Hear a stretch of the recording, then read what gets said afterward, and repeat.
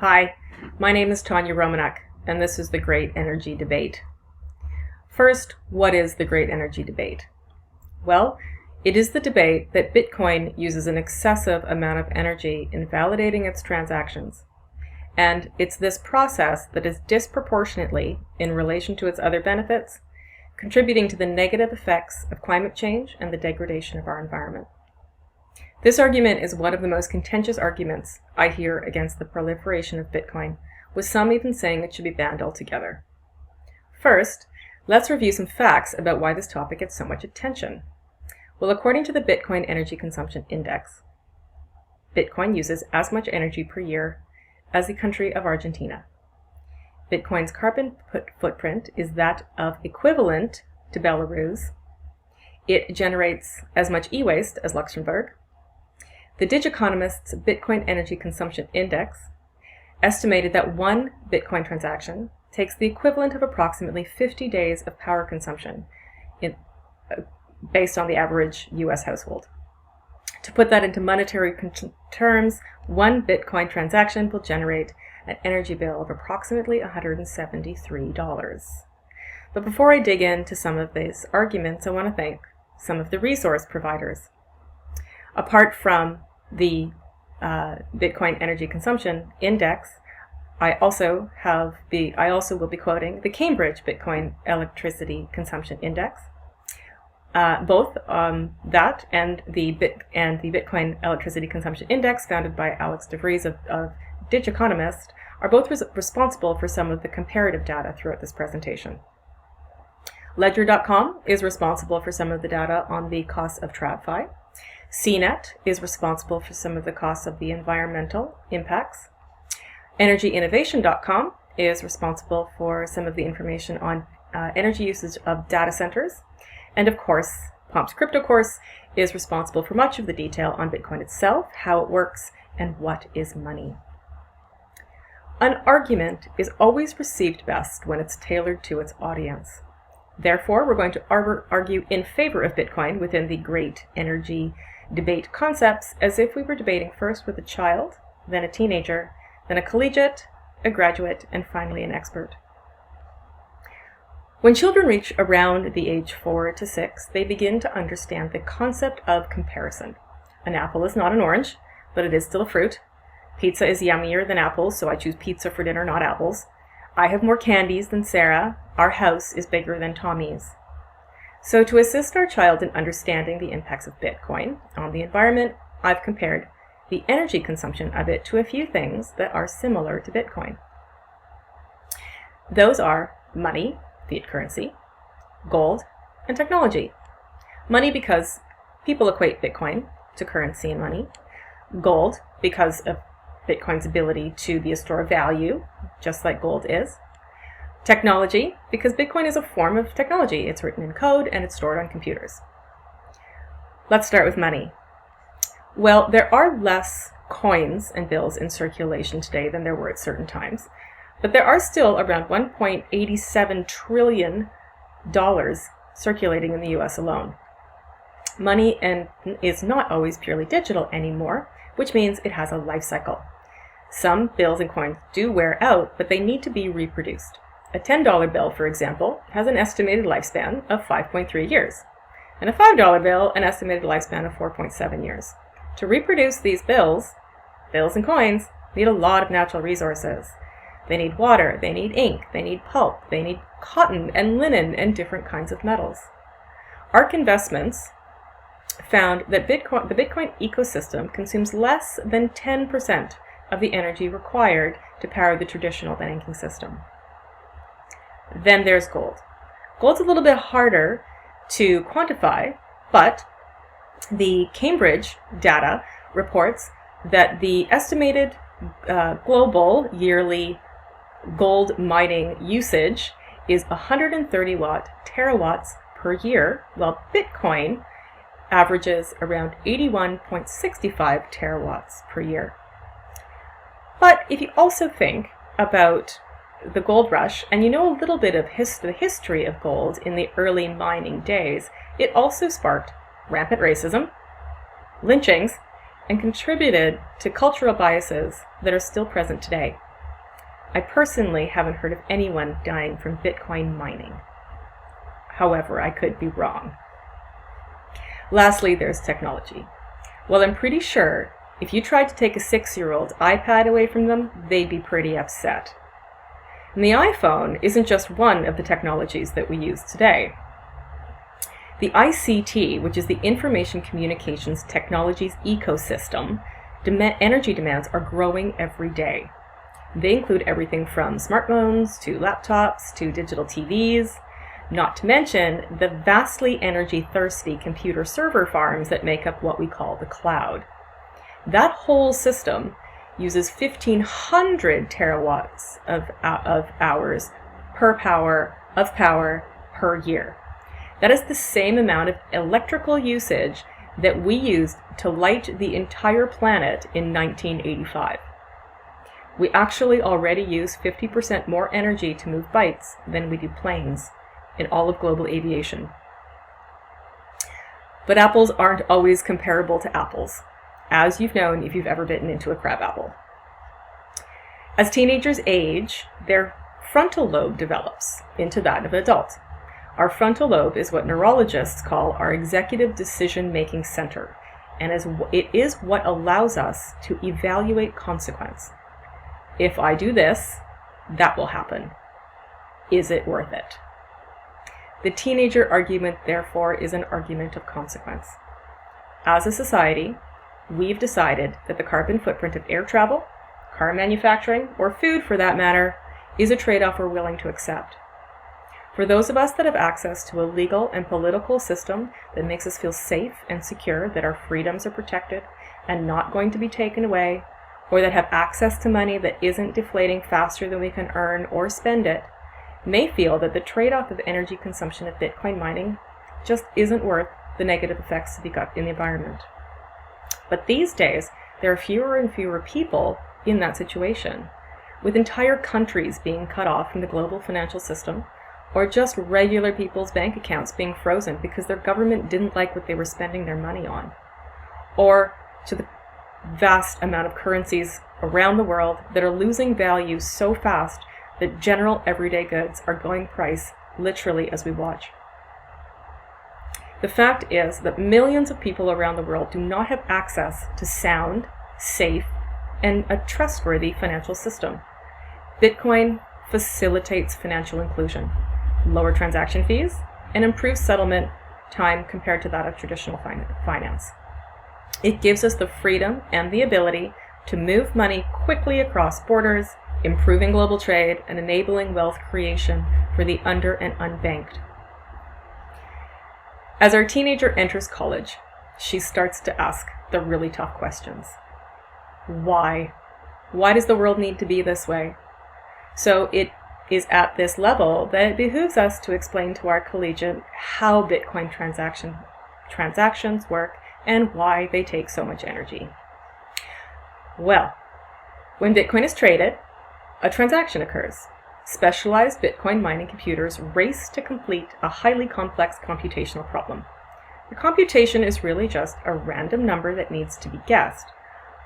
But the first computer to solve that question, to answer that question, gets that answer written to the blockchain, the public ledger of all Bitcoin transactions that have ever taken place. Ever. That computer, that miner, wins that reward, the Bitcoin reward, for answering that question correct. That is what we call proof of work Bitcoin mining.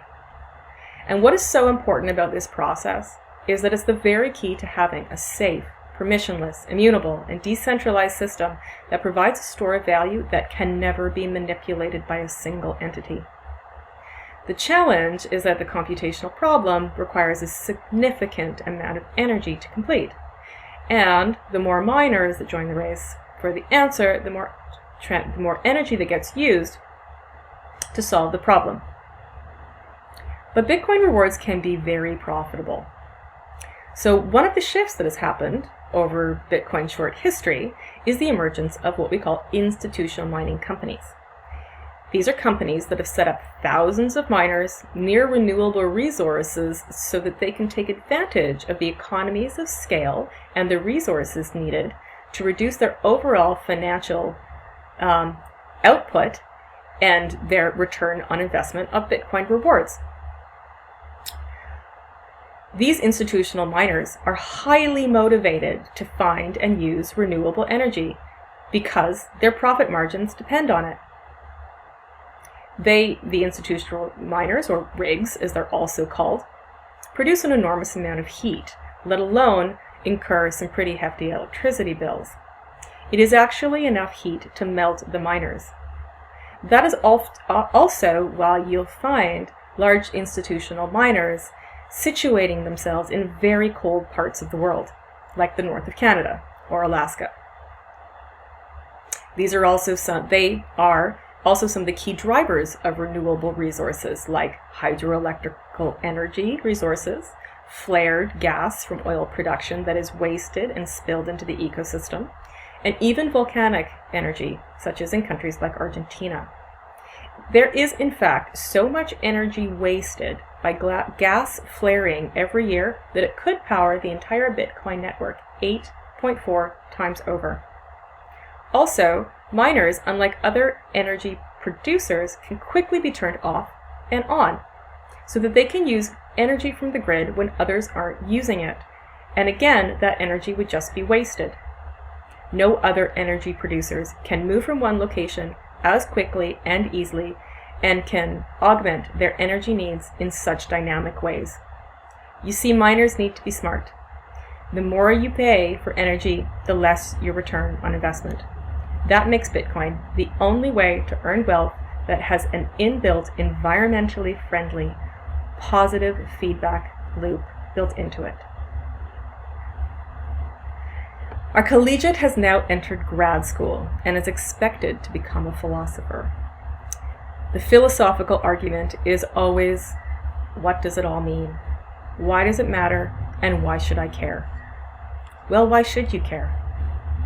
No other store of wealth in history has given every human the same opportunity to hold sovereignty over their freedom. You see, Bitcoin isn't about money. Bitcoin is about having the freedom to choose what you want to do with your money and the option for it not to be taken away from you, regardless of war, political or social injustice, race, gender, or age. It can be argued that the learning curve is still too steep and that you need money to become a Bitcoin miner or to buy Bitcoin, but that won't always be the case. More and more people around the world are accepting, trading, and paying for services in Bitcoin. The question about why should you care is the same question humans have been fighting for thousands of generations. Freedom from oppression. Freedom to live the life you've chosen, and freedom not to fear that it will be taken away. It is this argument we present to the expert that needs to explain slightly more detail about what money actually is. Well, money has some specific elements. The most important element of money is that it is what we call saleable. You can sell it for a service, and generally it will not lose its value. Money has three specific functions that make it saleable. One, it is a store of value across time. $1 today equals $1 tomorrow. That will equal $1 the day after that. It is also a medium of exchange across space. I can easily give money to somebody in another room, in another city, or another country. And it is a unit of account of scales. It can be broken down into smaller parts or added together to make a larger whole. Gold, for example, is a great store of value and also a great medium of exchange, and it can be broken down into small units. However, it can be very heavy and challenging to move in large amounts over and across borders. Money also has 6 key properties: scarcity, acceptability, divisibility, durability, portability, and fungibility. What does that all mean? Well, scarcity, it's limited in supply compared to other goods. Acceptability, it is used by others and widely accepted. Divisibility, it can be divided into smaller units. Durability, it holds its value and will not degrade over time and use. Portability, it can be moved across time and space. And fungibility. 1 unit must equal 1 unit, doesn't matter which unit I have. In 1971, the US went off what we called the gold standard. Up until then, the US dollar was backed by gold. The dollar's price was set against the value of gold. Gold was an excellent store of what we call sound money principles. You cannot just create more of it, and it's outside system. No one owns it, it doesn't have a CEO, you can't really change its value, and so it's not sensitive to manipulation. The fiat standard, which started in 1971, is money that is government issued and not backed by any physical commodity, such as gold, which gives central banks control over it because they now control how much is in circulating supply. The key point here is scarcity and manipulation. There is presently no country today that has a currency that is any more backed by gold. All fiat currency around the world is government issued, and every fiat-backed currency throughout history has failed through situations like quantitative easing and tightening, essentially the rising and reducing of interest rates and other financial manipulation. In comes Bitcoin. Cryptography, which is most notably used during the Second World War for allies to send secret information back and forth without their alternatives learning about it, set the stage for what was called the cypherpunk movement. Cypherpunk movement was a group of individuals responsible for epic discoveries in digital signatures and digital scarcity through proof of work and the blockchain, which all led to the invention of Bitcoin, which you may know is credited to the anonymous inventor Satoshi Nakamoto. Many believe that Bitcoin is the most important discovery in the last 20 to 30 years, on parallel to such things as the wheel and penicillin. Bitcoin solved the double spend problem. The problem that computers are excellent at making copies of things. And up until this point, no one in time had been able to figure out how to send something digitally to another person while maintaining its authenticity. Compared to both gold and fiat, Bitcoin is a significant improvement on pretty much every property of money. Compared to gold and fiat, for example, Bitcoin is more verifiable, thus more trustable. You don't need a third party to verify the transaction or the transactor. It's more portable. It can move across borders in seconds, unlike wires that can take days or weeks. It's more divisible. One Bitcoin can be broken down into 100 million Satoshis. It is more scarce. There will only ever be 21 million Bitcoin. That is programmed into its code and can't be changed. It is more censorship resistant, given it is not backed by any single government entity. It is openly programmable. Its code is available for anybody to read across the entire world at any second. And it is decentralized. It is not run by any single entity, but rather its code base is stored on a network of individual computers all around the world, with more being added every day. The only property of money that Bitcoin hasn't established yet, unlike gold, for example, that has been around forever, is history, but that will come over time. In closing, are Bitcoin miners using a lot of energy? Yes. But it's energy that is used by highly motivated, renewable energy consumers that enable one of the most lucrative businesses of all time, as well as the world's only permissionless, immutable, and transferable store of value that cannot lose its value over time from market manipulation. Thank you.